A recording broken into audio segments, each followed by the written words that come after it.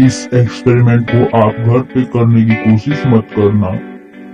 Guys आपने cyclone तो देखा ही है, कुछ इस तरह से होता है। लेकिन रियल में इसे टोर्नेडो बोलेंगे, पर मैं यहाँ पर साइक्लोन यूज करूंगा क्योंकि मे भी ज्यादा लोग साइक्लोन ही जानते हैं, टोर्नेडो कम जानते हैं। तो टोर्नेडो छोटे स्केल पे होता है और साइक्लोन बड़ा होता है, मतलब कि इनमें ज्यादा डिफरेंट नहीं है, ये एक ही तरह होते हैं, लेकिन साइक्लोन बड़ा होता है और टोर्नेडो छोटा होता है। तो यहाँ पर मैं टोर्नेडो की जगह साइक्लोन बोलूंगा।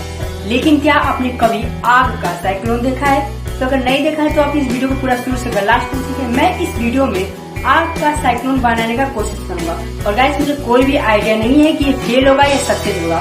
तो इस वीडियो को स्टार्ट करने से पहले इस वीडियो में जो भी मैं एक्सपेरिमेंट करने वाला हूँ, इससे आप घर पे करने की कोशिश बिल्कुल भी मत करना। तो चलो एक्सपेरिमेंट को स्टार्ट करते हैं।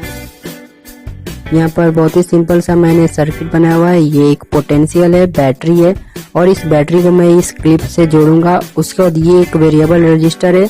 ये ऐसा रजिस्टर हमारे घरों में भी यूज होता है हमारे पंखे की स्पीड को बढ़ाने और घटाने के लिए। और ये एक डीसी मोटर है, तो मैं इस वेरिएबल रजिस्टर की मदद से डीसी मोटर की स्पीड को मैं बढ़ाऊंगा और घटाऊंगा। तो जैसा कि यहाँ पर देख सकते हो। ओके, तो अब सर्किट सब कुछ समझ में आ गया, तो अब एक्सपेरिमेंट को करते हैं।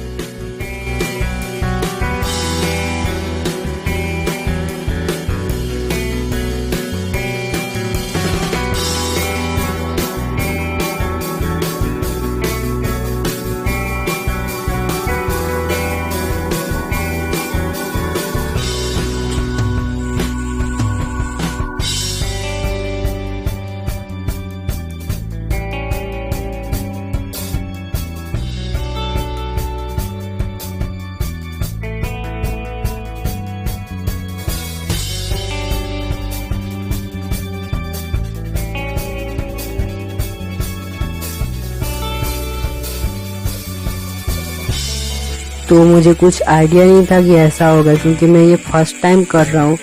और देख ही सकते हो क्या हो गया। जैसा मैंने सोचा था उसका बिल्कुल अपोजिट हुआ है। ये कैप देख सकते हो, मैंने इसे अच्छी तरीके से ग्लू से चिपकाया था, लेकिन ये निकल गया।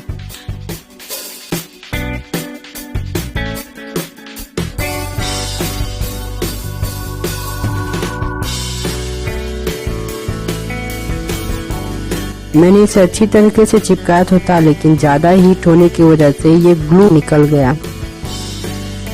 तो गाइस मुझे कोई भी आइडिया नहीं था कि ये फेल होगा।